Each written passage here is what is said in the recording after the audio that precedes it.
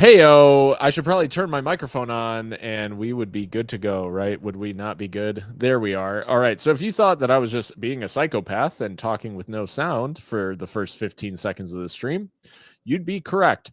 I'm flying solo tonight. At least for the first half. Probably not the whole game, but I am flying solo at least for a little bit. And so you are watching the Seriously Loco supporter watch along. Yeah, we are doing it live. And welcome, guys. Thank you for joining. I'm Phil. I will be hosting tonight. Like I said, I will be, flying solo here for the first part. Hey, Herbie, welcome everybody in the chat. Let yourself be known. But we're here. We are here. We're still here, guys. Locomotive taking on San Antonio FC tonight, and we are in the pre-match. The stream is live. Like I said, CBS Sports Network. Questionable about what this is actually going to be available on. I'm assuming just CBS Sports, but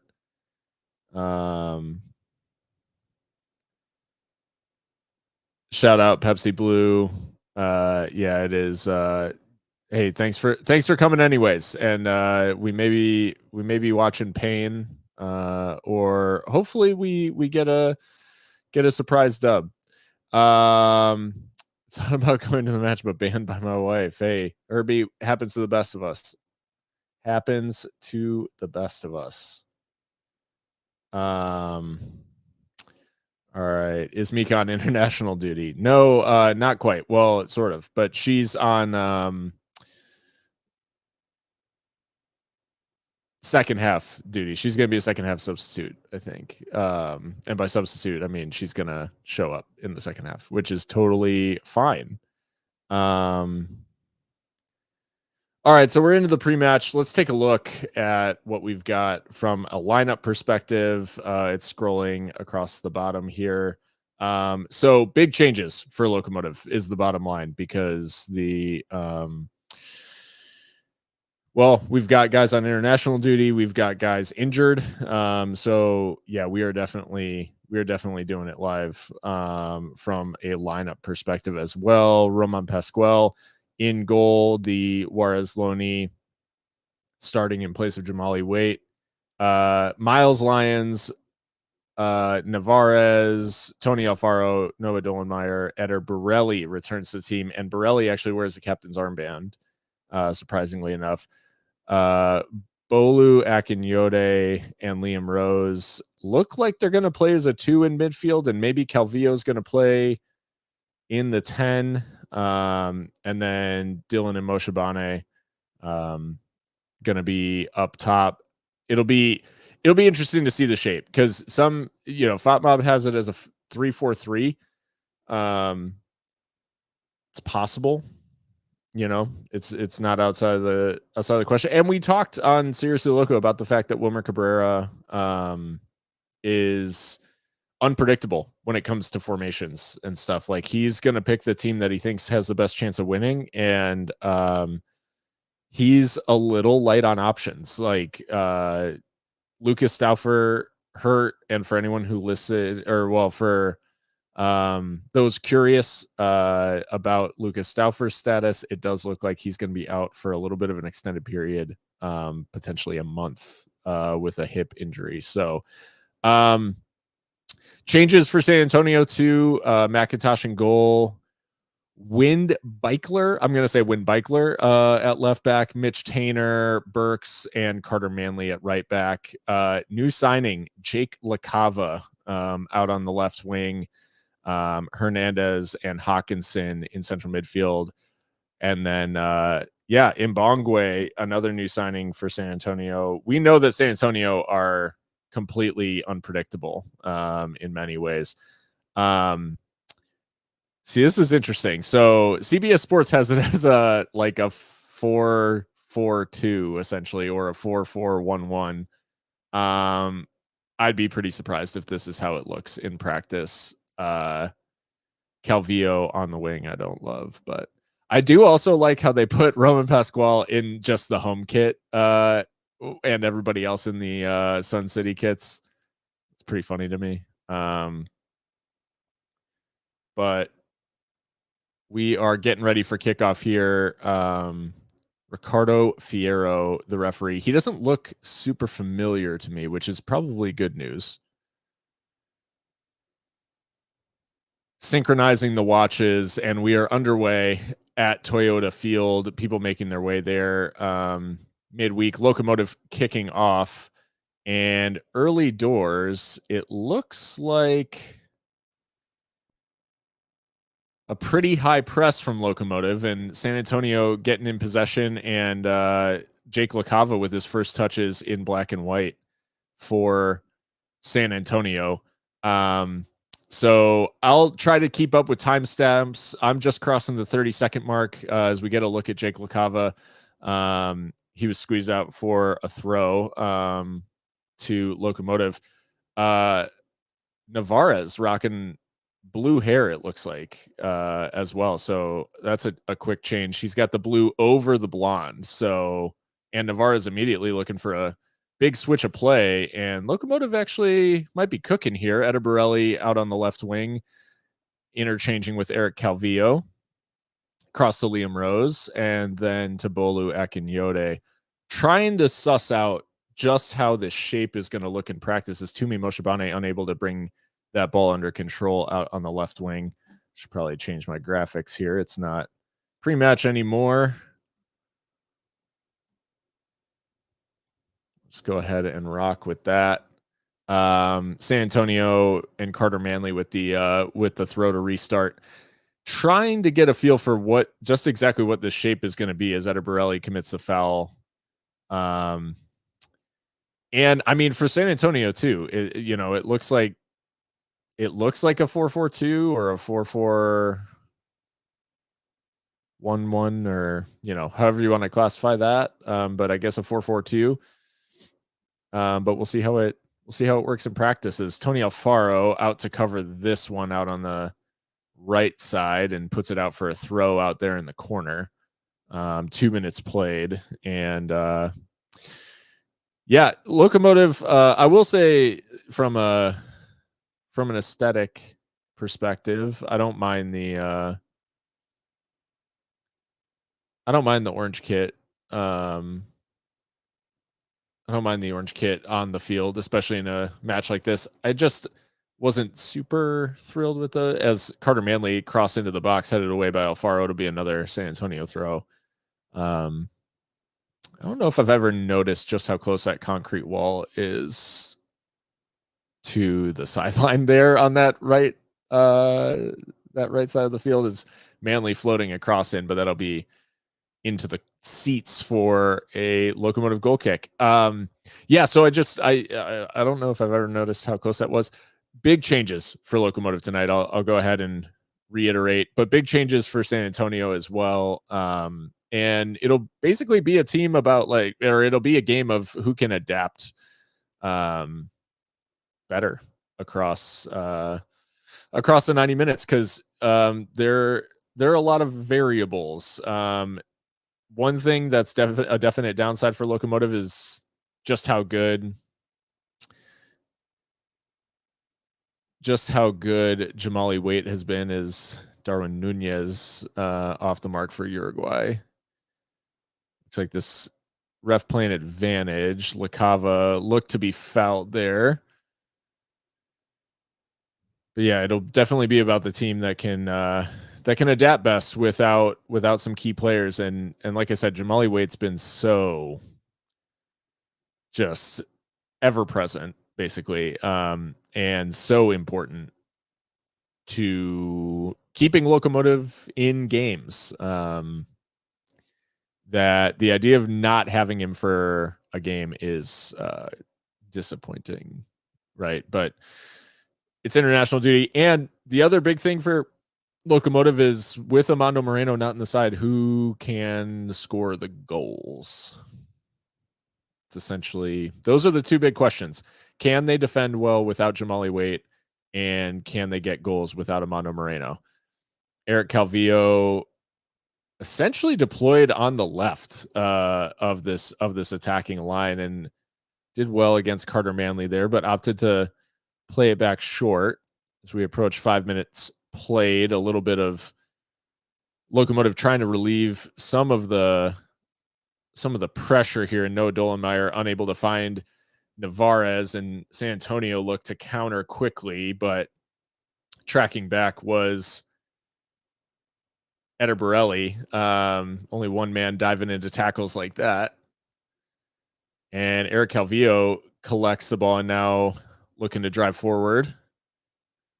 Navarez and Dylan get their lines crossed, but that's cut out by Bolu Akinyote. And I mean, the press is working so far for Locomotive, but passing from both sides has been just extremely sloppy, which I guess you can chalk up a bit to a lot of changes on both sides, but a little bit of interchange here. LaCava finding some joy, and did he just overcook that pass? He did, out on that right side. So luckily, crisis averted, but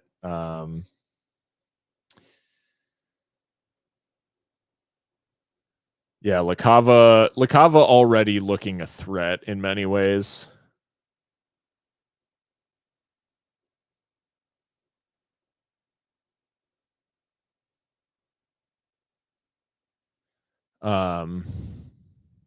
Yeah, Locomotive goal kick, and Carter Manley is down, and this is not looking good for San Antonio. This could be, it looks like he's maybe it was that they took a little bit of a risk here in playing him. He is not looking like he's going to be able to continue.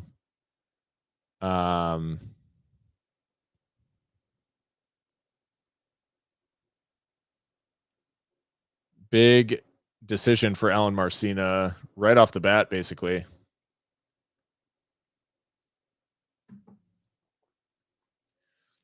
We'll see what the call is, but Carter Manley going off in the opening 10 minutes.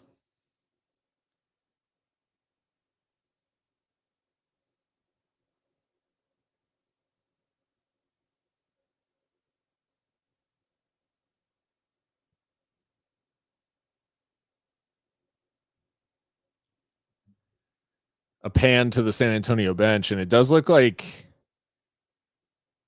they're prepping like a child to come onto the field. I don't know. Yeah, Carter Manley, obviously a big part of the San Antonio team, and it is not looking too good. Assuming it's a non-contact injury, and we'll see who's introduced. It'll be Padilla. And let's take a look at Padilla's stats as he gets ready to come on.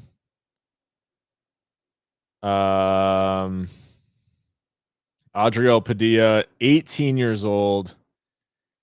And this will be just his second appearance for San Antonio FC and his first in the USL Championship. So we were watching a USL Championship debut for Adriel Padilla for San Antonio in place of Carter Manley. Yeah, the 18-year-old coming on. Hopefully he has a debut to forget. No shame or no shade to the kid, but hopefully this is one of the low points of his career. Tony Alfaro takes the goal kick long after a pretty long halt in play, and Hawkinson fouls Justin Dillon. And for those trying to watch and sync up with me, I've just crossed 9 minutes. So free kick for El Paso Locomotive. But Jen, when you think about it, if as I think the foul is going to go against Navarez here, San Antonio free kick. See, Jen, if you think about it, I'm actually being quite nice because if this is one of the low points of his career, then it means that there will be more high points. So it's actually quite an optimistic saying if you really deep it. Noah Dollenmeyer doing well to kind of work out of trouble there. And now Navarra's looking to link up. Lyons was looking for the return pass. Navarra's not really feeling that. And then Padilla, a little bit lucky to not get away with a yellow card here, I think. Call me Jamali Waite.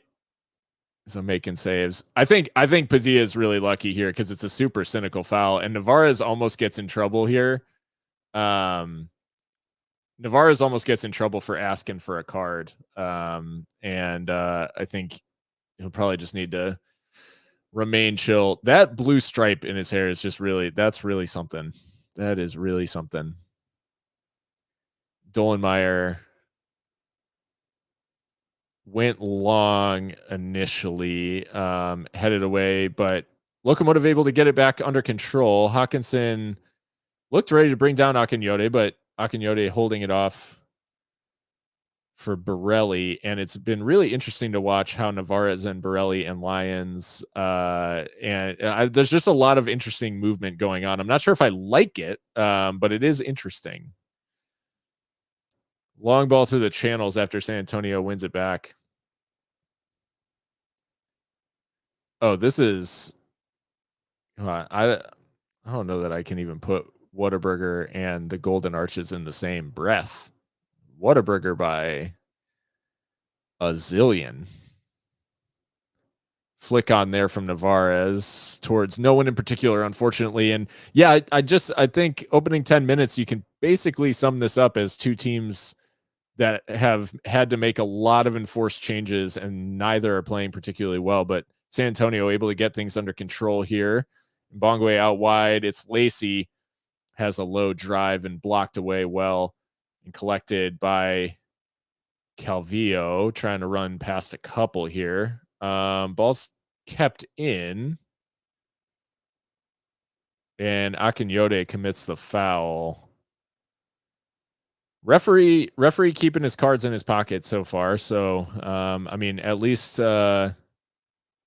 he's consistent in that way. Lacey kind of cooks Borelli here, and it's actually Borelli, I think, who commits the foul. Akinyote doesn't really do anything, but yeah, Borelli just clips him with that trailing leg. Free kick for San Antonio in a kind of dangerous spot, and it's Hernandez over it. This is the sort of situation that Locomotive have not been great from this year, if we're being quite honest. So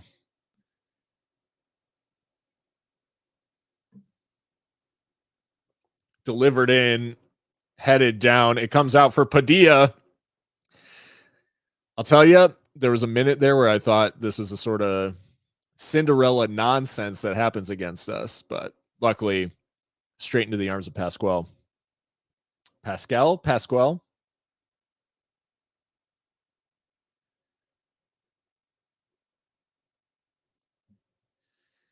I don't like, so we're playing these diagonal balls like out to the wings, right? And we're looking for flick-ons, but no one's actually in the space.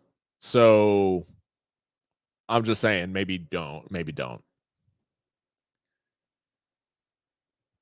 I like what we're doing in terms of getting it out to, like, trying to get it out wide, but where it's kind of to no one. And it's feeling very familiar, unfortunately. Navarez trying to find Toomey. Toomey's not really been able to get too involved here, and he gets squeezed out of possession by a combination of San Antonio players. But Padilla gets caught in possession, and then Toomey gives it away, and then oh wow, Rose not called for a foul. I'm kind of shocked. Calvillo lines one up. Oh, and saved by McIntosh. It was not the most convincing save. Wow, I stopped there for a second because I really thought that Rose was going to be whistled for the foul. Akinyote finding Navarez, and San Antonio keeping the pressure up.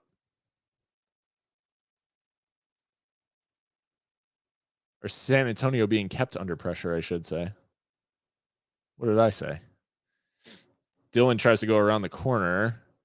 Ball played out wide. Lyons tries to bring it down. Lyons on the edge of the area out on the right side. Spinning, turning, bobbing, weaving. Tries to get to the end line. Floats across to the back post. Fumbled by McIntosh. Dylan! It's blocked right in front. He just couldn't get the shot away in time. He had a chance there on the full volley. It comes out to Akinyode. Gets tackled right as he shapes to shoot. And then Dolenmeyer with a really nice tackle to keep the pressure on for Locomotive. But that was a big, big chance for Justin Dillon. He just couldn't quite pull the trigger. Navarez now to the edge of the box. Really good pressure from Locomotive. You have to feel like they've got to find a goal somewhere in here. Calvillo out on the left-hand side, driving into the space, gets to the edge of the area. Opts to play it back. Liam Rose. Akinyode around the corner for Dylan. Dylan back out for Calvillo, floated back in. Navarez looking to run onto that, and it's hooked away by Hawkinson. Comes to Calvillo. Calvillo shoots again from the edge of the area, but blocked again. The pressure is really building for Locomotive as Borelli floats that cross in, but it's over the head of Dylan, and now Padilla should be able to get this away. And if he doesn't boot it, Marcina's got to be sick that they haven't cleared this ball. But they do get it away, and now LaCava's able to run into space. Akinyode and Rose, nice combination there, and Rose with a great tackle to take it off LaCava. And now they've put the ball out for an injury. And LaCava, I think it was LaCava on the end of the initial Liam Rose challenge, and he went down quite dramatically to the point where, it fooled me. Like I thought he was going to give the foul. And then that looked quite clean, I would say, from Liam Rose. But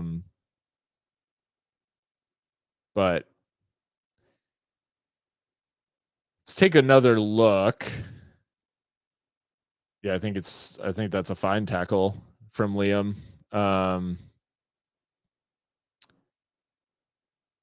Not actually seeing much of anything wrong with that. Marcina obviously didn't like it, but this is what we love about San Antonio El Paso, right? Is like there's going to be needle in this game. You know it's coming. There will be cards for sure in the second half. Yeah, I think the ref might have gone into this one thinking like, hey, I can't. I think what game was that? Charleston, where he was handing out yellow cards for fun, and we're thinking, ain't no way this is ending 11v11, and then it didn't. This ref leaving himself some breathing room in the booking space. But I will say, I really wanted a replay of that first Rose challenge because in real time, there's a nice ball around the corner by Tumi Moshabane, finds Navarez. Navarez to the edge of the area, tries to get it out wide, and Eric just leaves it for someone who wasn't there. But I would like to see a replay of that first Liam Rose challenge because I from the wide angle, I initially kind of thought that it would be given as a foul. It wasn't, and I'd be interested because I'm sure San Antonio fans probably think it was. It doesn't ultimately result in anything, but it did result in a load of pressure from Locomotive. We actually hesitate to say this, but like, have we seen Locomotive put that sort of pressure, sustained pressure on an opposition goal at all this season? Like, I'm not even joking. Have we kept someone penned in that long?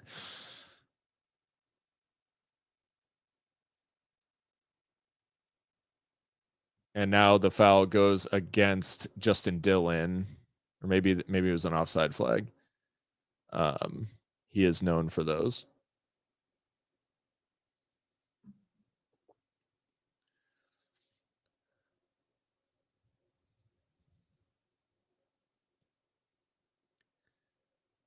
Dillon, obviously, this is a revenge match for him. A return to San Antonio for Justin Dillon, who spent quite a bit of time in San Antonio and obviously won a USL championship as well.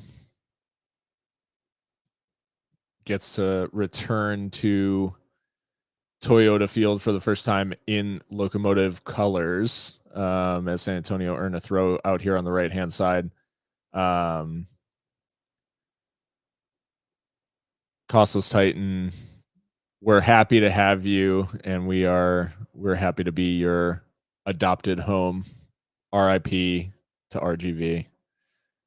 I was actually sad to see them go. It didn't deserve it. So, and less soccer in Texas is bad. IMO, controversial opinions, but you know, other people aren't brave enough to say it. I will. Less soccer teams in Texas is bad. Some appeals for a corner here from San Antonio, but it was given as a goal kick, and eventually Pascal going long for Navarez. Navarez unable to keep it in. They are really targeting those passes out to the wing, and Wilmer Cabrera trying to find the answers. Very, very different look tactically, which is it's just so it's so wild because what we talked about, I mean, we talked about on the USL show, we talked about on Seriously Loco, and there's something about the fact that like Wilmer just he is like the opposite of basically any of the managers that have come through Locomotive so far, because we're so used to managers sticking to a system really like regardless. And yeah, seeing Wilmer, who is so tactically flexible that one night you'll see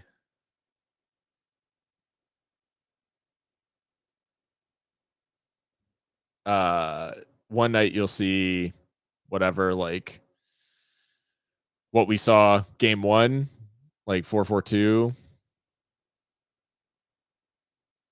Now last time out, I guess we kind of saw 4-4-2 again. Now we're seeing a 3-4-3, pretty sure. Except I don't know that I can even really classify what kind of.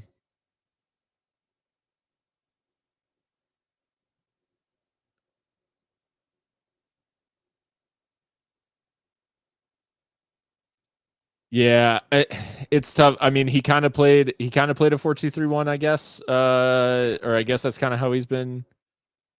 Yeah, maybe it's more of a 4-2-3-1 or a 4-2-4.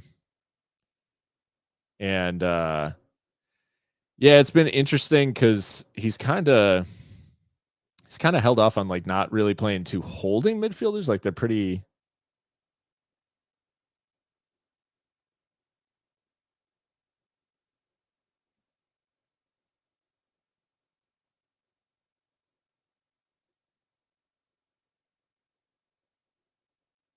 And a first yellow card of the match goes to Liam Rose for the foul against Hernandez. I mean, it's not great from Liam, but a yellow. It's basically his first foul of the game. So I don't know about that. It almost feels like Alan Marcina gave that yellow.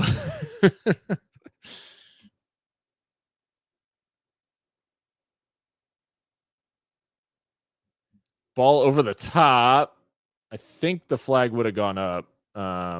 Pascual claimed it anyways. No rumors yet about former Toros. I mean, I'm not gonna lie. When his son's when Wilmer Cabrera Jr.'s season ended in the 4th division in Germany, I thought maybe there's a shot, but I'm pretty sure they like won their. Pretty sure they won their division, so might not be. And Dylan goes down, nothing given. Actually, I think he may have given it as a foul for San Antonio. And McIntosh goes long for San Antonio. Now Navarez. This game is being played like this is so strange.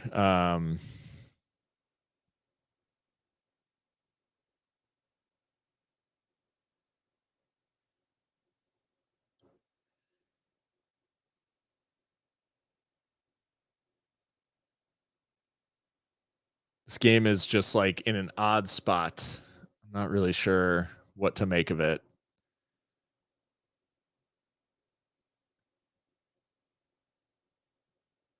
San Antonio playing through the midfield, and Mbongwe goes out wide. It's Lacey. Lacey blocked away. His cross is blocked away by Borelli and out for a throw. Oh, and we have What's up? a second Seriously Loco member has joined. Mika, welcome. How's it going? I thought you were gonna say a second plane has hit the tower. I'm so sorry. I'm good, man. I'm fresh from the gym, so I haven't even showered. So if you can smell me through the stream, I'm so sorry.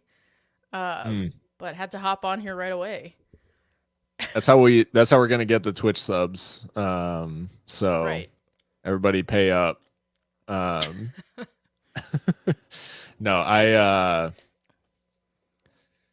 well, Where I know we you at? were. I'm at 25:53.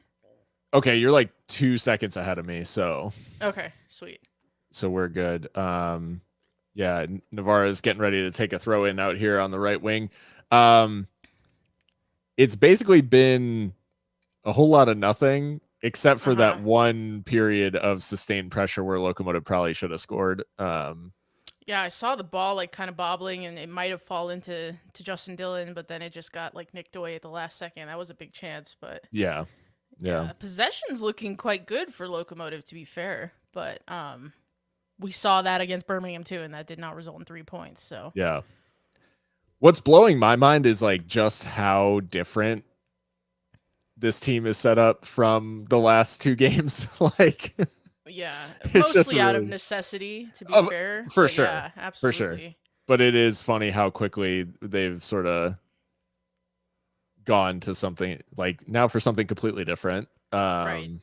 tactically speaking. So, yeah, I mean, definitely big changes too for San Antonio, which I think is like evident in the just the way the game's been played. It's been very kind of disjointed and San Antonio's kind of struggling with the final ball. Yeah, we're doing well to put the boot in and prevent like those really clean like final third entries, but yeah. La Cava though, I hate San Antonio. Like, hate that. Why did that happen? Who allowed that? I know. That's what I was thinking. Like, man, he's going to be a good. I'm pretty sure I even wrote about him preseason for Protagonist that he would be like a sneaky good signing for Tampa Bay. Never really got established, and now, or for Charleston, I should say. He came from Tampa Bay to Charleston. Right. Never got established at Charleston, and now at San Antonio. But he does look like the guy who is like most likely to make something happen. And San Antonio doing their thing. I made some. I don't know if you saw that Carter Manley went off injured, and I saw that in the early sub. Yeah, an 18-year-old is making his USL championship debut. Came on for 26 minutes in the Open Cup. That's his. That's the only San Antonio minutes to his name before right now. So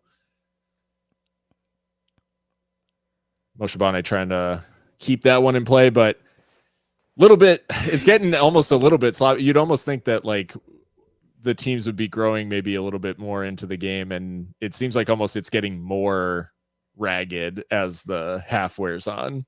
You kind of have to wonder if the conditions in San Antonio are playing into that, because humidity, I checked it out, humidity is like 60 something percent. The high was like 96 today, so it's probably sucking the life force out of these players. Yeah, that's brutal. Now Juan Agadello's gone down. They did not show any of this. No, they just cut to him on the floor. Very helpful. Thank you. And now he's gesturing over for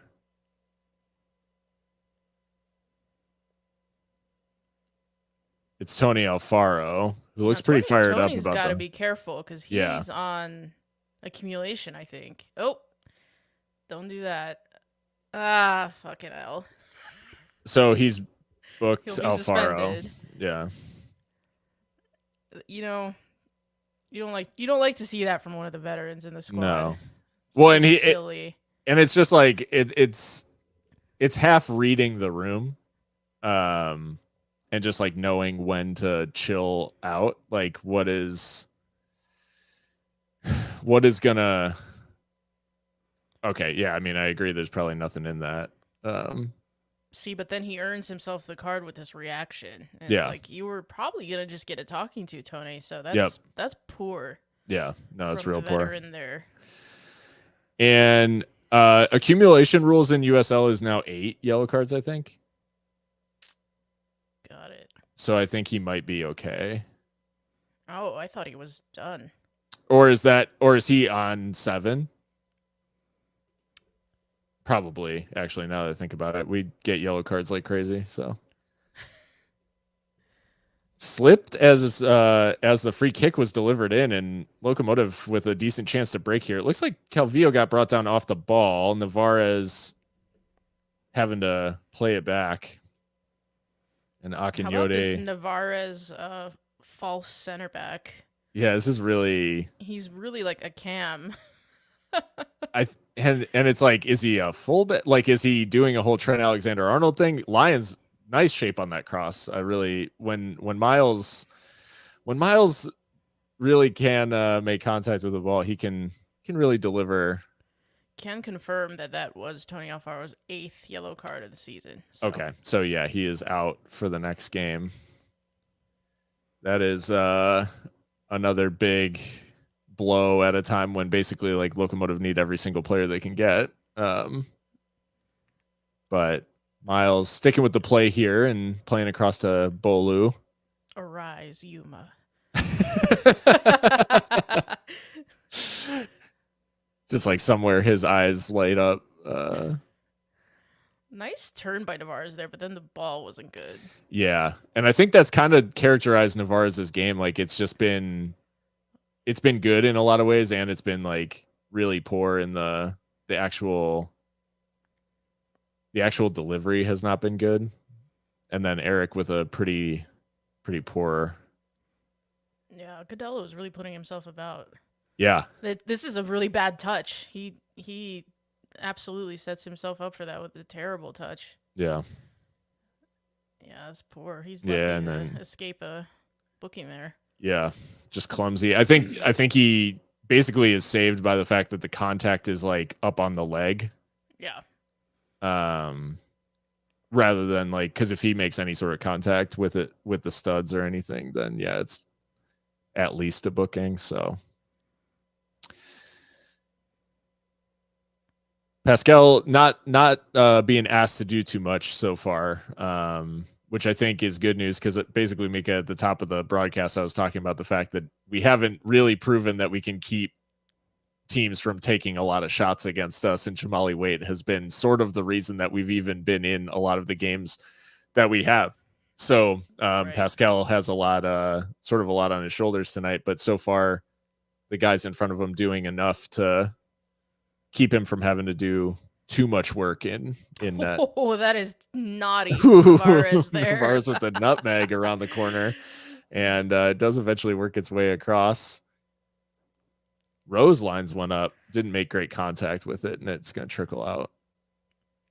Goalkeeper did look a little unsure, though, the way he slipped down. It's like, did it take a deflection? We need to see that Navarez meg again. That was crazy. Yeah, that was... And this is the sort of thing where you're like, you can tell the gulf there is in like production, where it's like they showed that little Agudelo like coming together like 5 times, and the booking, right, and the afters, and it's like a really nice piece of skill on the sideline, a long break for a goal kick, no replay, nothing. Come on. And the thing is like I've been quite like complimentary of CBS's production around around USL, because I do think it's a marked improvement. Like camera angles available, the actual picture quality itself. I think all of it is a step in the right direction for the league. And, at the end of the day, I think it's all the same people producing. So just, right. I think that's a level up that USL will need to eventually get. Nice This is turn by Liam there. Yeah, it is a nice turn away from Lakava. Akinyode. I like the idea. It was a good idea, yeah. I think we may have to wait for Thierry Henry on a USL game, but we can dream. Yeah, he's going to be busy coaching France at the Olympics this summer, so he does so many things. I'm like, how do you have time? Exactly. I don't know if you saw, Phil, this is completely off topic, but the preliminary Olympic squad for France. It's like their D squad, and I'm like, this squad could beat many teams. No, it could walk over. Insane. If they don't win gold at the Olympics, it's like a joke. Yeah, it's like a problem. Yeah. Yeah. Because when they called Lacazette as one of the overs. That is actually really cool. I love that. Because he deserves it. He deserves it. He basically single-handedly resurrected Lyon's season when they were looking like they might get relegated, as Calvillo's got the ball on the edge of the area. What a pass. Picks out Miles Lyons, squares it just behind Dylan, and Calvillo couldn't get there. And Hernandez comes away. That pass from Calvillo deserved better. Yeah. And Lyons has the right idea in squaring that, I think. Absolutely. Or cutting that back to the penalty area. It's just behind Dylan. Yeah. No, great move. Probably our best move. Yeah. Keeping the pressure on, too. And this has been one thing that I have liked today from Locomotive, is that they have been able to kind of keep San Antonio penned in a couple of times. Rough touch from Navarez, though, and luckily that was Agudelo well off. Him by by Noah Dolenmeyer there. This is not a test.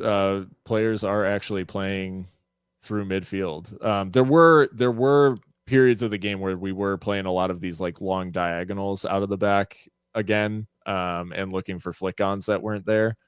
But it does look like they're trusting themselves to actually play through a little bit.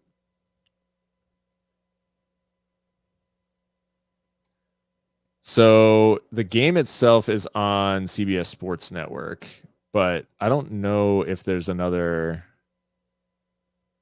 option in streaming. Is this ball over the top?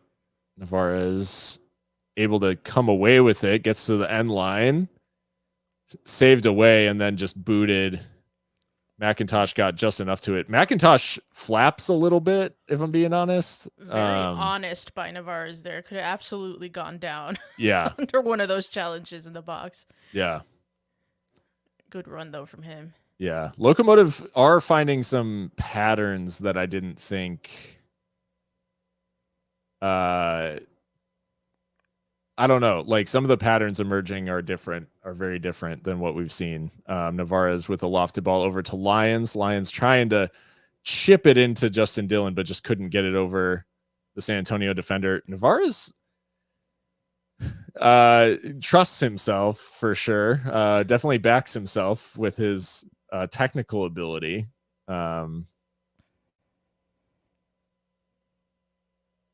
And it's a nice pass out to Jake Lacava out on the left wing, crossed into the center, and it is a toenail away from being finished off there by Mbongwe, I believe. Cross back into the center. Lacava headed behind for a goal kick. Both sides just lacking that little bit of quality in the box. Let off for us there. Yeah, big let off. This pass from, I think it's Agudelo who plays it actually into the feet of Lacava initially. That was a really nice little reverse ball, and I mean, LaCava with exactly the right idea, and it was just out of the reach of That's a the good sprawling. ball with his weaker left foot too. Yeah, that was very nearly. So both teams kind of in the closing stages of the first half, with some very nearly moments, but nothing that actually resulted in a shot on target. Oddly enough, it's that long ball looking for Dylan. So it's interesting because we're seeing Navarez and Lyons both push up. This ball behind's going to reach Pascal before Mbongwe can get to it. And yeah, it is a bit of like an overload on that side where. Yeah.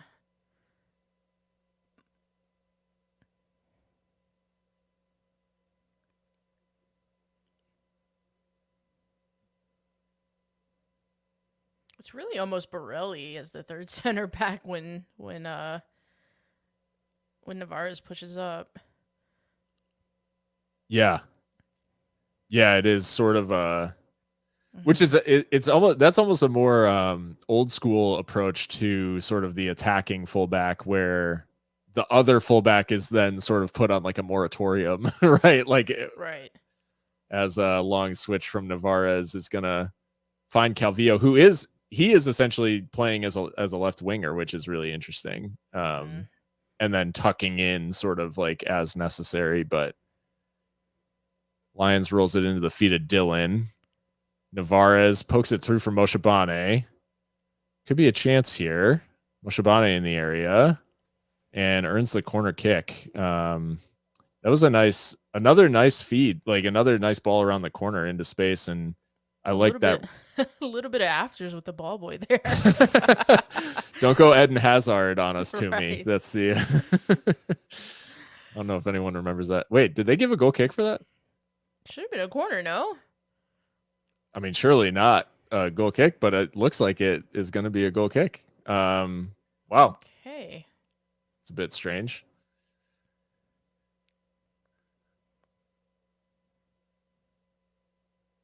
And updates from the international break. Darwin Nunez is firing for Uruguay against Mexico. So, is that a friendly or I think so. Qualifier? I think it's a warm up for the Copa, I'm assuming. Oh wait, is it World Cup? No, it can't be. No, it's not World Cup. That they're in different federations. It's got to be a friendly. Yeah, it's a friendly. Oh, duh, yeah.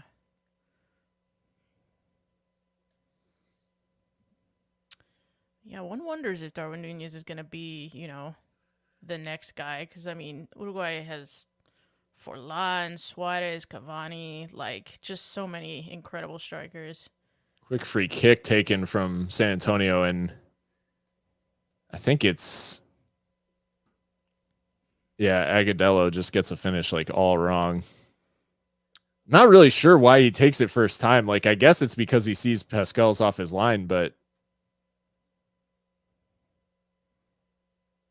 Is he trying for the chip, or they just bubble up on him? I think he's trying for the chip, and I think he just gets it wrong. It's really strange because I honestly think he needs to take a touch out in front of him and then just hammer it.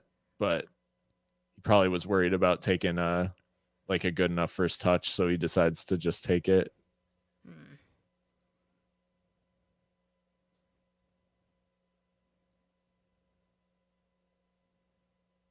Flicked on Navarez. Some shouts for handball out there. And then laid off for Miles Lyons. Ball works its way across to Borelli out there on the left. Or no, sorry, Eric with Borelli tucked inside. Not used to that. Right. Borelli now does play the ball into the feet of Justin Dillon, and then Bolu back to Noah. Noah, I will say, I think has been quite assured so far, which is good to see, especially with a team that is going to test him in terms of running in behind and really kind of testing his positioning and his ability to hold that offside line as well. Right, yes. As long as Noah doesn't dally on the ball, he's usually a 7 out of 10. Yeah. It's when he gets caught on the ball or forces a pass that he can get caught out. But Alan Marcina a little exercised. Yeah. Yeah, and really given his all to the referee, which is really interesting, because I honestly think they've kind of gotten, like, over the last probably 15 minutes, I feel like they've kind of gotten most of the decisions their way. So 4 added minutes here at the end of the first half. I think most of it is for the Manly injury, and then a handful of stoppages for different things. This was a big call from Wilmer Cabrera to bench Brandon Craig, but I think his performance in Birmingham kind of necessitated that. He started well, but then second half completely fell off, got turned a couple times in the box, let markers run away from him. You know, it's a performance that is sometimes typical of a young player, right? Especially in his position. So one of those things. And I mean, it could be one of those things where he could easily be sending, it could be something as extreme as he's sending a message for a poor performance, and he's like, showing that he's not undroppable and all those sorts of things. Or it could be as simple as taking him out of the limelight and actually doing him a little bit of a favor, giving him a break, giving him, and with the injuries or all this, with everything facing this squad, it could also be, hey, like, just let's get a break, come back fresh, and maybe he starts against Phoenix. And so I don't know. And Noah is a good player. I think that's the other thing. Like, I think it can be quite easy when someone becomes like first choice to sort of dismiss the backup, but we know that Noah was basically the only reason that we even made the playoffs last year. So right. Yeah, I know Wilmer said as much in the press conference after the Birmingham loss. He said absolutely no one. That's the term he used. No one's place is assured in the 11. So yeah, we're seeing that. So yeah, this is this is a sort of comment of someone who hasn't slogged through fucking 11 and a half matches of this Locomotive team. So yeah, like getting into the final third is a huge deal for us. So if there's quality lacking in said final third, that's just well. Yep. Yeah, we take those. Ball in behind here for San Antonio, as we've already played about half of the added time, and now it's Hernandez down.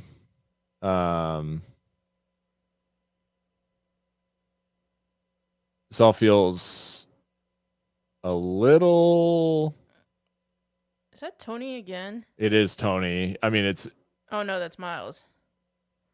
Oh, it was Tony in front of him, but yeah, it's Miles who goes into him, and it was Navarez actually over there on the side. So yeah, Miles sort of leaving one on him. That's a little bit, that's a little bit cynical for Miles Lyons there. Yeah.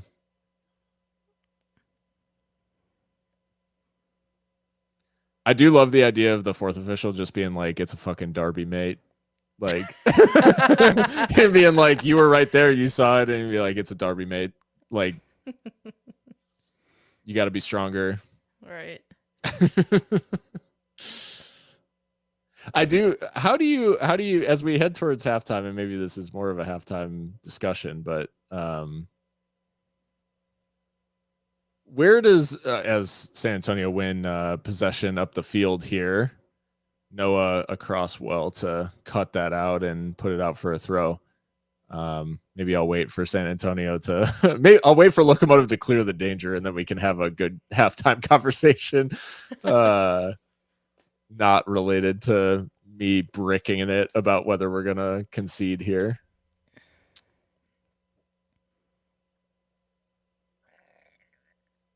A intervention from Miles and then Noah, and it's another throw, and that should just about take us to halftime, and it does. Halftime 0-0, San Antonio and El Paso Locomotive. A half characterized by like a couple of chances for either side, a couple of good passages of play, but both teams sort of showing a combination of a disjointedness of playing essentially a team they've never played before on both sides of the field. Both teams having a lack of cohesion and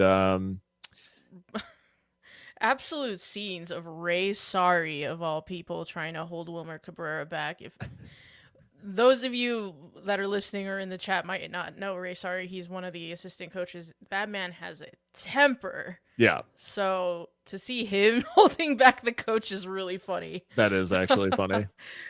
Oh, man.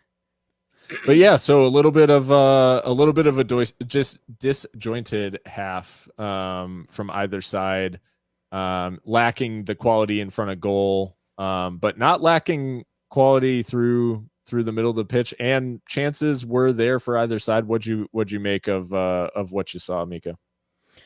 Yeah, I mean, I think to go on the road to a rival like this that, you know, are having a markedly better season than we are and get through the first 45 minutes unscathed relatively is a credit to the team. And, you know, with all the change, all the rotation that we've had to do with the call-ups and then, you know, playing this different system, I think it's as good as we could have hoped for that first half. Like you said, lacking a bit of quality in the final third, that pass to Miles Lyons that he then tries to cut across in the box that just goes beyond or behind Justin Dillon could have been something for us. But, you know, more of that in the second half and we'll have a chance.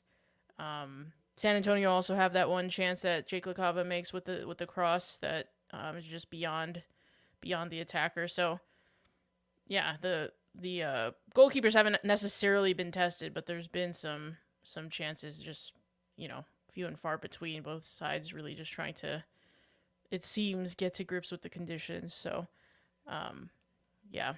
And it does look like both sets of players are sort of settling in as well in terms of the feeling that this is basically the game's getting a little bit of needle in it. There's a little bit of an edge developing in this game, and it does feel like we probably haven't seen the end of the story in terms of discipline and potential sort of boiling points in this one. Yeah, I mean, Tony Alfaro, man, he's suspended for the next one after that reaction, after, you know, having that talking to after he took down Agudelo, and then Miles Lyons we just saw at the end of the second half kind of barging into Hernandez. So yeah, you're absolutely right. There is a little bit of needle there. These two Texas teams, the last kind of representatives left in Copa America at this level. So, or Copa America, Copa Tejas. I was thinking about Uruguay, what we were talking about earlier. But yeah, it's a spiky game, and we'll see how the referee manages the second half. I do think there should have been a little bit more cards. It looks like he's trying to let them play, but fair enough, I guess. Yeah, I think it'll likely, I think it's one of those things where he's left himself a little bit of breathing room in maybe not painting himself into a corner in a game that he figured there probably would be some emotion. And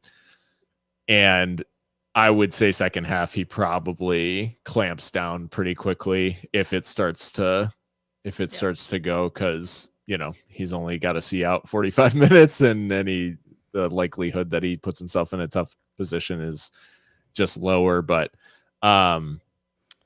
I do wonder if Tony Alfaro does end up making way, given that he's on that card, because, they're going to target him now. They know he's a hothead at this point.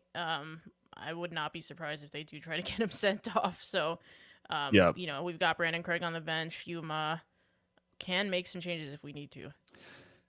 Yeah, it's a fair point. And I think, it'll be interesting to see how Wilmer approaches this one. We're getting to see back some of the highlights, and I think this is sort of the bet from that sequence of pressure from Locomotive, and it's a lot of like Liam Rose winning a tackle, Boluak and Yode winning a subsequent tackle. It's a lot of. And then we got to see that lovely shooting technique from Eric Calvillo. Yeah. And then it was this moment where the ball's palmed down right in front of goal. Just a really, it's pretty poor from McIntosh. Like he's really flapping, and it's Dylan just can't sort his feet out like in time. Hernandez does really well there to put him off. He does just enough. He does. So there's the line there. Like you said, Locomotive dominating the possession, but shots basically even, just the one shot on target per side. A lot of fouls for Locomotive, which is interesting to see San Antonio lower on the foul count. But I think it has to do with the way that each team is playing, where it's like Locomotive having more of the ball. And I think what you're getting at is, they may be under instruction to do a little bit more of this. Absolutely, yeah. Another thing that Wilmer Cabrera kind of railed about was like, we're way too innocent. Where are the fouls? Like, foul him. He was pretty unequivocal about wanting to see a bit more street smarts, shall we say, from his Locomotive side. And so maybe we're seeing a little bit of that. And trying to tamp down on the naivete, as it were.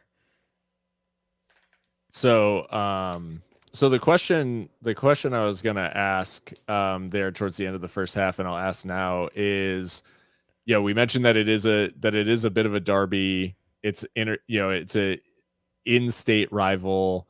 But in terms of how you, as a Locomotive fan, and someone that like covers the team and everything, how do you rank, I guess, in terms of intensity and stuff with the teams that Locomotive like would consider rivals? Where does San Antonio fall on that for you? Like, where, in terms of the hatred meter, if you will, like where does the intensity of this game fall for you? Well, so for me, the rivalry with San Antonio is interesting because I do feel that the rivalry has ratcheted up over the past couple seasons. However, I feel like there's still that respect between the sides. And I certainly can appreciate what San Antonio have done in the past couple years and the work that Alan Marcina has done. So I do think, like, while there is that in-state rivalry, I don't think it's necessarily like toxic like the way that it is with New Mexico United. Yeah. Right? I think that rivalry is like hatred. Yeah. And there's been a lot of like straight up disrespect on the pitch from both teams and in both grounds, and a lot of like iconic moments. The Boehner home run, like things like that. The Yuma Santimoar mutual red cards. Like, just so many moments that stick out to me in the New Mexico United rivalry that I think bring that one to another level. But San Antonio is more of like I feel like the games are more about like, there's more quality usually. I think sometimes the derby with New Mexico is like, the occasion is the bigger thing than the football, right? Sure. So that's kind of where I'm at with it. I think San Antonio does fall below New Mexico, but it can be intense. I think that's completely fair. And when I think about the reason that happened, because I'm like, man, this game should feel a lot more intense than I think it does. I think the reason for why all of it played out the way that it did is that Locomotive and New Mexico got put in the same geography in the COVID shortened 2020 season. And we played them like 50 and we played times. them like nonstop. And San Antonio got put in a different, like, it was, oddly enough, we were in with New Mexico, Colorado Springs, and Rail Monarchs. And so we played them in this pressure cooker of, I think we only played San Antonio once that season, and we played New Mexico 4 times. Yeah. And it just put that rivalry into a pressure cooker. Add in that it's pandemic football, add in that it's like, all of the nonsense around it as well, like, just made it where, I think it just hit a little bit different. We need to hear this story, sir. What the hell happened? We're about to have someone plead the fifth in the chat. But no, that's and then obviously, it sort of normalized a little bit in 2021 and everything beyond, but I think that 2020, like COVID shortened season, and to be honest, like I think another factor in the ratcheting down the rivalry has been the fact that the other Texas teams are no more. Like the fact that it is kind of just us. I'm not saying it takes away from the game itself, because it certainly doesn't. I just mean a lot of, obviously there was a lot of like interest in and everything around Copa Tejas, and then like right, all those teams stopped existing between Austin Bold and RGV, sadly. So now Austin Bold might return someday as the Fort Worth USL team. I don't know, and maybe that'll happen. But I for one welcome it. Texas is just too big to not have more teams. I mean, look at California. There's like a team every couple hours in that state. We should be the same. Yeah. I mean, get a team in Lubbock. Get a team in whatever Amarillo. Yeah.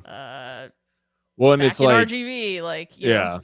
And it's like at an amateur level, there are like all of the, when you look at like League Two, Midland, Odessa, absolutely. Yeah, Midland, Odessa. You've got Denton has a team. Fort Worth has a team. Mm-hmm. Yeah. Houston, Katy, can support it. Yeah. Tyler, San Antonio has like 5 teams. It's just like, so all these amateur sides, it's like someone in there's got to be able to make the step up. And I would love to see a couple of those teams like get a shot, if they had the right ownership and the right interest, like, you would love to see one of those teams maybe move into League One and like test the waters of being fully professional and all that. Sure. But yeah, I think there's way too, like you said, there's way too much interest, way too many great players, great fans, all of that, just to not have more professional teams than they do, and to have these ones fail. It's really it's just like a mark on the owners more so than anyone else, that they weren't able to make it work in cities that are absolutely like soccer mad. Sure. So yeah, it's wild. We're just about getting ready for the second half, but interesting note, they did just show the couple of things there that CBS was slated to show just one USL championship regular season game this season, and they added a further 2. So Oakland Roots and Sacramento Republic are going to be on Big Boy CBS July 21st, and then Hartford not Hartford, sorry, Detroit and Rhode Island are going to be on Big Boy CBS beginning of August, I think. So the league making a bit of a statement, I think, by getting more games on network television. Yeah, that's awesome. So just on that topic, about like expansion. Sure. What is one metro area, not in Texas necessarily, but in the United States, that you think could use a USL championship side?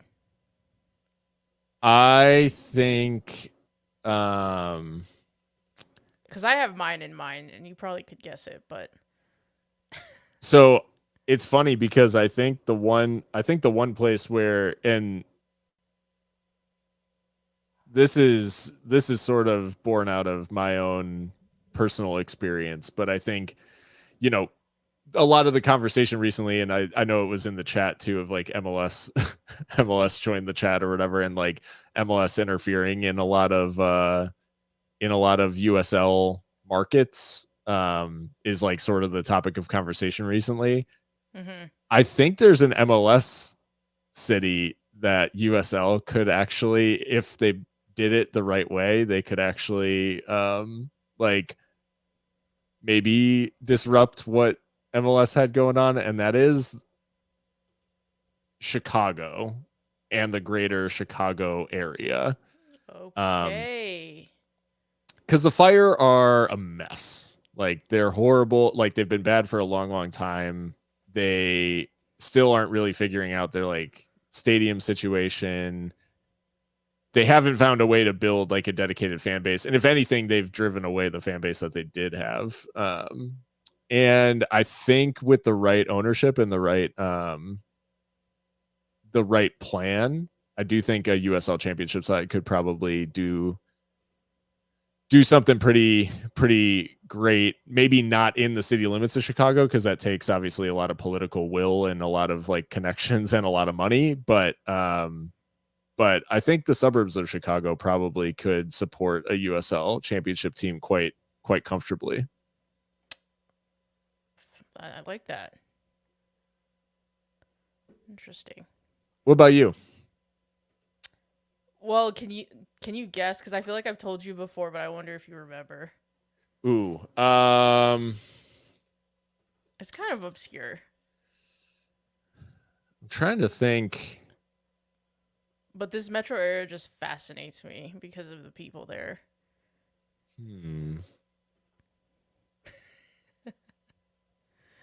Not NOLA. That's a good one, though. I do like that shout. Yeah, NOLA absolutely could support. I'll tell you. Boise, Idaho. Oh, that's right. They need Athletic Club Boise. Absolutely. They do have a side, Idaho Cutthroats, that do have a men's team and a women's team and are, by all accounts, function well. So yeah, that would be cool if they could make the step up. But obviously, USL Championship has those like net worth requirements and everything. But yeah, I feel like Boise, Idaho and it's just an area of the country that's like ignored, and for I feel sure. like, those West Coast rivalries could get really interesting with the Idaho team up there. Yeah. So I don't know. I just always think that like it could work in Boise. Absolutely. I actually really like that idea, and it's then it's they're like not far from like Spokane either. So right, and you're sort of like in that general area. It's not super close, but. And you're sort of demonstrating in between our two, and we do have kickoff in the second half. I'm pretty sure if yes, we're just waffling away. It's fine. I got told recently that bro is straight yapping. Apparently the kids are saying yapping.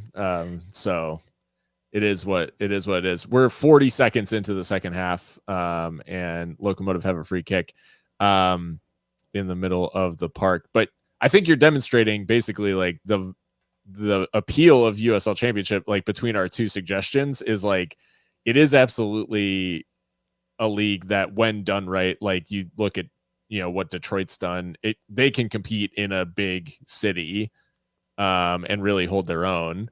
Mm-hmm. And it can also absolutely be like what the doctor ordered for a market that has been dubbed sort of like unimportant by certain like broadcasters or leagues or whatever, and not seen as like major league. Mm-hmm. And I think a USL championship team in Boise would go absolutely crazy. This is funny as hell. Oh, that is a really good. Newell's Old Boise. That's a really good, man. Lionel Messi has a founding stake in that, but Yoda in a bit of discomfort here, it looks like. Yeah, hopefully he figures that out. But now he's played a ball out to the left for Calvillo to bring under control. Calvillo working his way back in field, plays a reverse ball to Dylan. Dylan's got some options. Moshabane chips it in towards Calvillo. Can't come away with it, but Rose holds it in. Played across. Navarez unleashes a low shot and was one of those that was like, is it a cross? Is it a shot? And it really just depended on whether someone got on the end of it. And unfortunately, no one was there at the far post to redirect. But a nice little move here from Locomotive. What timing do you have? I am at I'm waiting for the clock to come back up. They're showing this replay. Oh wait, am I like way behind? You might be. Shit. I'm at Yeah. 49. What the hell? Okay, now I'm probably good. I'm at 49:45. Okay, now we're right in sync. Okay. Cool. That was weird. I don't know how I got behind. Probably just, I guess, in the midst of all the halftime stuff. But so we were like 2 minutes into the half when while we were chatting, yapping away. Yep.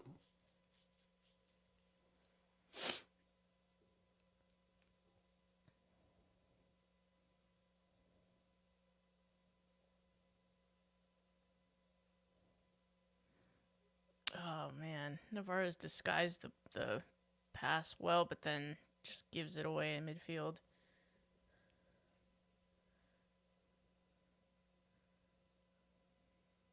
Where's Christian? He's supposed to hop on here for the second half. Right?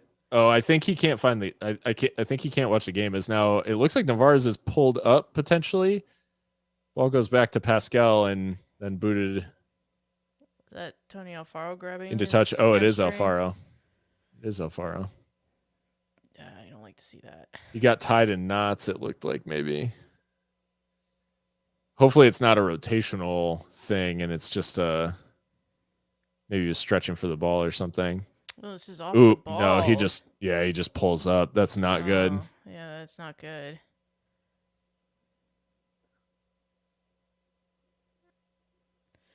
Man, they're dropping like flies. Yep. And it looks like first change coming for San Antonio. We'll see if there's an enforced change for Locomotive to match it. And it's going to be Mbongwe for Mulatto. And Mbongwe not really able to. He was basically like a toe away from maybe opening the scoring. But aside from that, he just wasn't really able to make a mark on the game.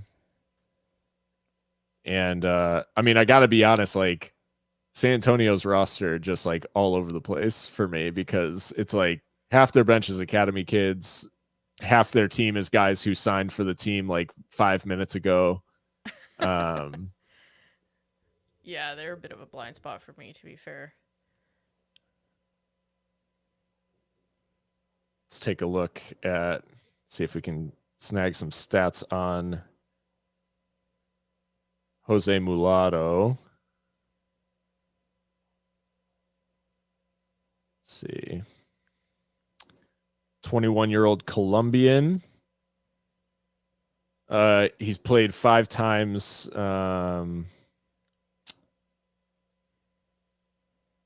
Played 5 times for San Antonio in the championship. Striker, and actually comes from Deportivo Cali. Okay. So. Where Wilmer Cabrera made over 300 appearances. He has not. And it looks like he's on loan potentially from FC Dallas, it looks like. Yeah, on loan from Dallas. And Borelli comes off along with Alfaro. I did not see who actually. Wilmer played for America de Cali. Jesus. Oh, gonna get us in trouble, Mika. I know. I was like, I even had the badge in my mind, because I don't know if you've seen America's badge. It's like a devil playing soccer. Yeah. I love it. Yeah, whereas Deportivo is like the green sash. Yeah. Exactly. Gonna get myself killed in Colombia. Right. I was gonna say the shooters are gonna be out for this one. I think it was Brandon Craig and Nick Hines who came on, so sort of a like for like. Interesting. Okay, here's a fun fact. Deportivo Cali is the only Colombian club that owns its own stadium and the only club in Colombia to be owned by the fans. Interesting. That's cool. That is cool. Especially from, wasn't America de Cali like literally like the Cali Cartels club. I believe that's right. Yeah. Yeah. And then yeah. Colombian football in the like 80s and 90s is really like a crazy, It's like dangerous. yeah, like insane. Yeah. And that's the asylum that raised Wilmer Cabrera. Right. Yeah, but you literally wouldn't last a minute. Yeah. Dylan trying to nod this ball on for Toomey. Toomey does well to bring it under control. Couldn't knock it into space there. Hines looking for an option. Plays a little 1-2 with Eric, but can't get through. Wait, now I'm confused. Who was that? Oh, that was Toomey out there. Looks like Ricardo Zacarias is warming up.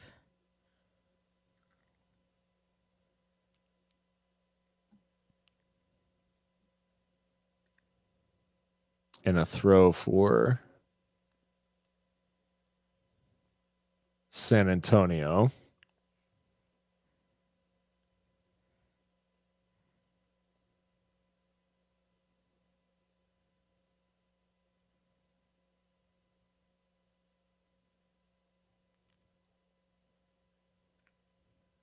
Locomotive back on the ball.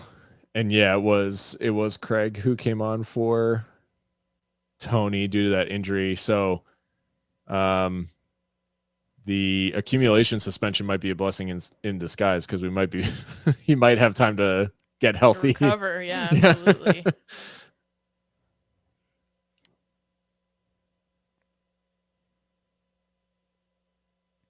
Man, And what is this now for? Brandon Craig's been booked.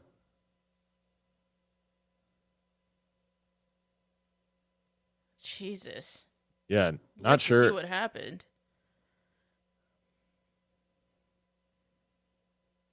I think he's saying you know what you fucking did to someone from San Antonio. Mm.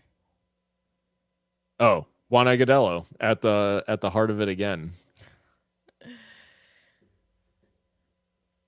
But Brandon Craig booked and no replay. So San Antonio trying Yellow to card for just trust me, bro. San Antonio into the attacking third for really the first time in the half and put behind by Noah Dolenmeyer for a San Antonio corner.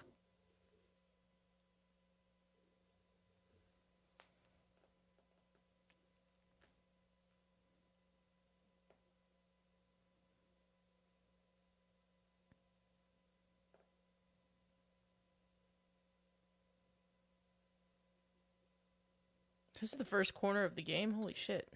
Yeah.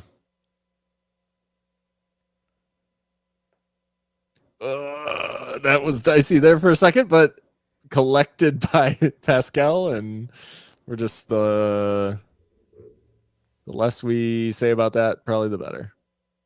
Yeah, everyone completely flaps at that at the near post. It came off of Navarez, and luckily it just died because oh no, it's Off Craig. Yeah.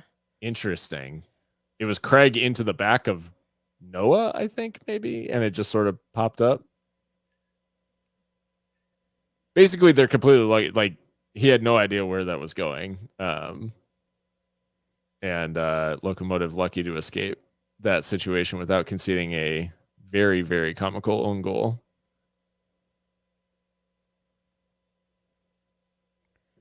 I'd like to see Petar Petrovic, maybe.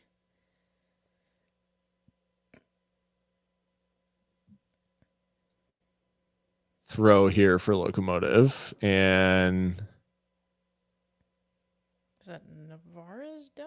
Who's that? yeah, the blonde hair is giving Navarez. Yeah, I think he's basically saying that they left one in on him, but now he's stayed down.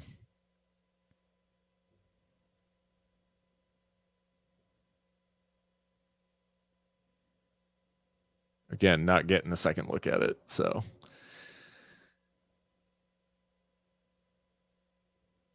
Do we know who that was? Just talking to. No, I don't recognize him. Yeah. Maybe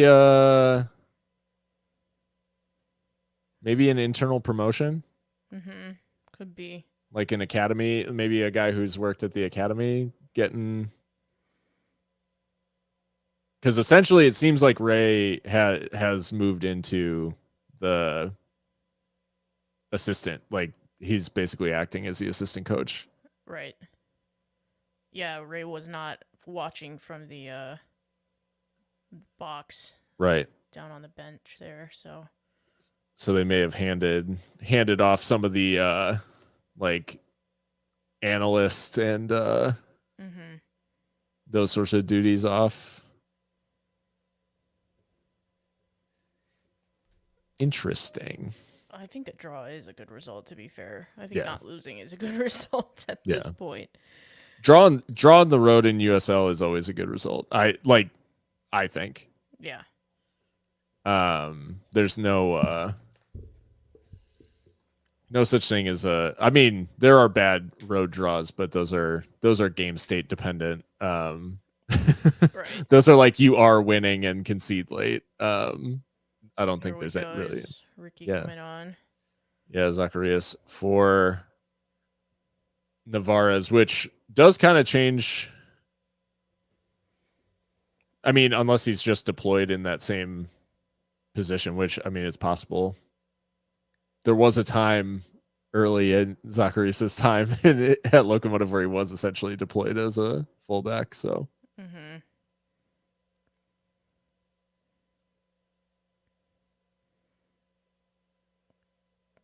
First touch from Zacharias gets the ball back for us. So yeah. Cheers. Calvillo returns the favor out wide to him. Looks to deliver a cross in towards Toomey and cut out by San Antonio and then cleared only as far as Liam, though. And Bolu plays it across to Noah.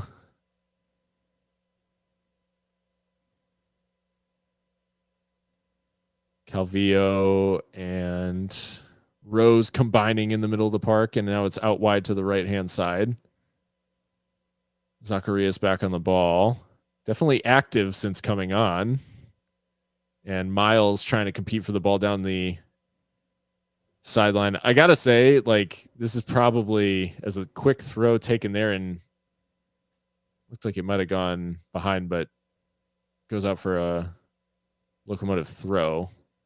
I think it was Tainer there on the end line. Probably the best, and I'll say so far, but probably the best game of the season, performance-wise for Miles Lyons. Yeah, I think that is fair, because he really did have a torrid start to the season and fell out of favor for a bit there under Brian Clairhout. Foul given right on the edge of the area, and Mitch Tainer is having an absolute conniption down there. For all the calls that were going against us, like one goes against them and they freak out. Yeah. Dear Lord. This is San Antonio FC. Like, God forbid, if we get like a well-deserved penalty, like if we score from this, all you'll hear about is the ref.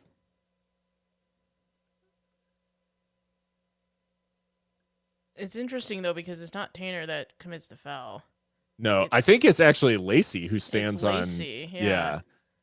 And I think they're making the argument that Hawkinson gets the ball, which he does, but Lacey's already trodden on his foot by that point. Is Tainer's yellow really for dissent? I think so. For hopping like a frog in front of the referee. Like, what the hell was that?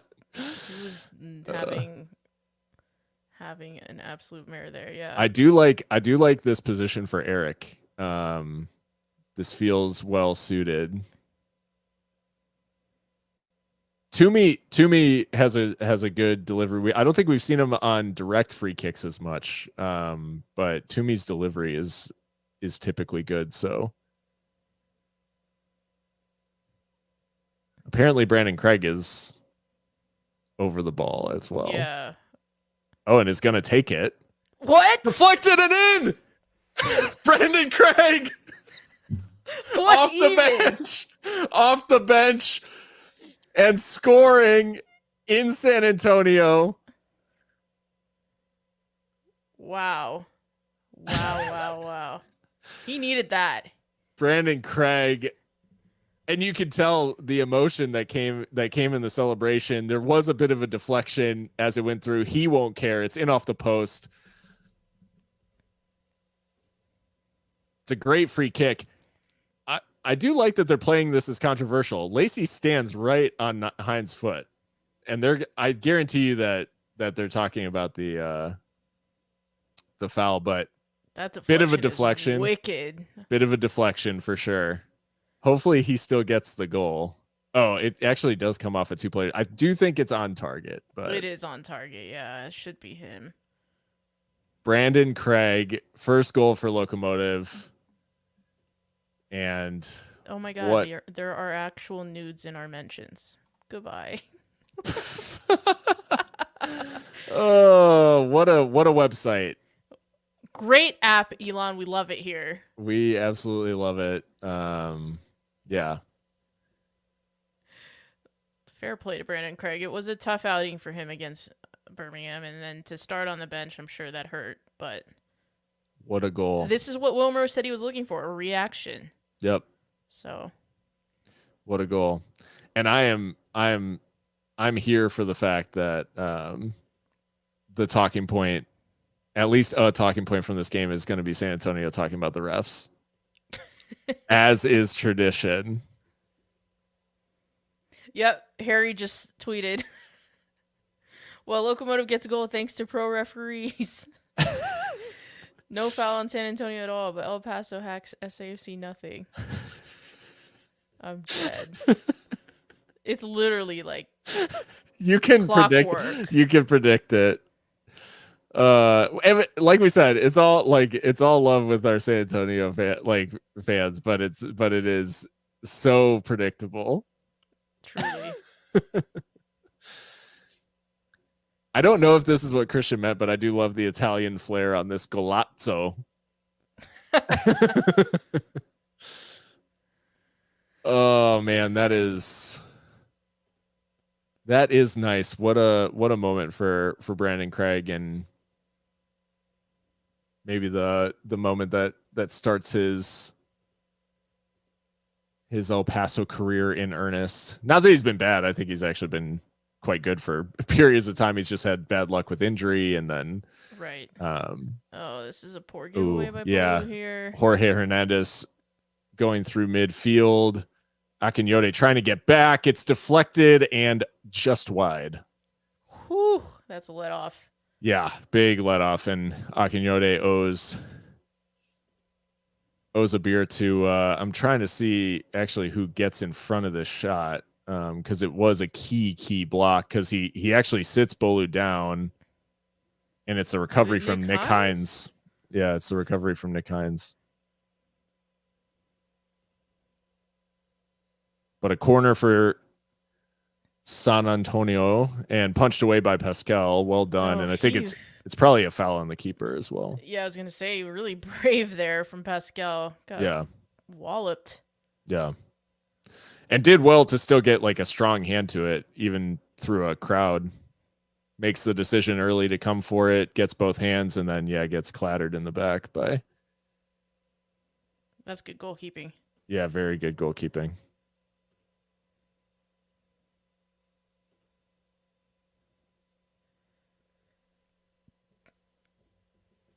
Now, chat, Phil and chat.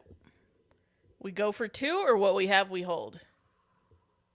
I think the way the game's gone, I think you have to, and the way that San Antonio just like traditionally are, I think you do have to try to take advantage of the fact that we've had a lot of the ball and have like created some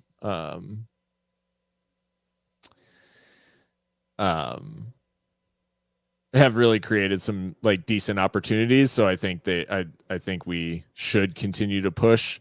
I think what might be happening though is physical limitations may eventually play a. We need to identify this new Locomotive coach. Yeah. Hey, It's chat. bothering me. Hey, chat. Who is this dude? I was trying to look for the initials on the, because he does have his initials on his jacket, but I don't know where. I couldn't get a good look. I think there's a B in there. A B. Okay. Let's see.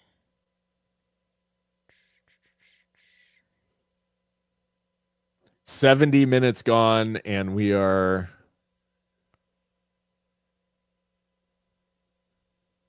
in the rare air of 2024, which is Locomotive leading a match. So yes, Ray Sari has been promoted to assistant coach. Okay. San Antonio with the ball just outside the area. Good challenge from Ricardo Zacharias. 2-footed though, and then an offside flag going up against Lacey there.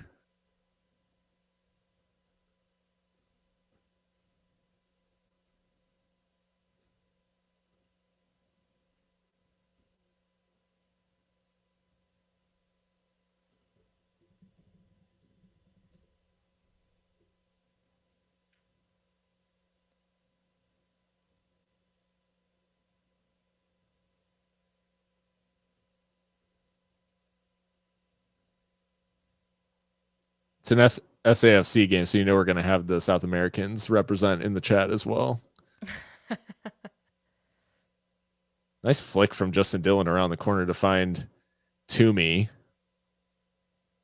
Moshabane trying to find a cross here. Zacharias in a decent area, and then chip to the back post. It's Justin Dillon with the chance, and he heads it right at the keeper and cushioned it. Why did he cushion the header like that? Absolutely has to like hammer that.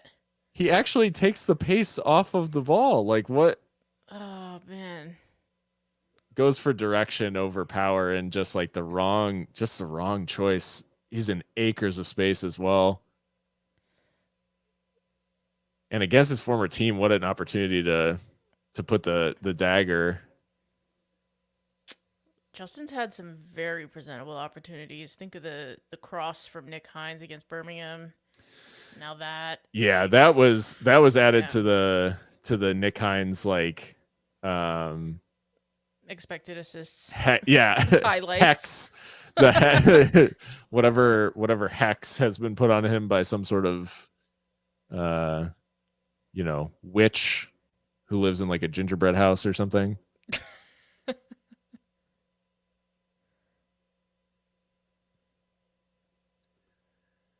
Do you think there's something I don't know if you remember, these are like the vintage SAFC days, but the fact that I feel like there's always a SAFC player who has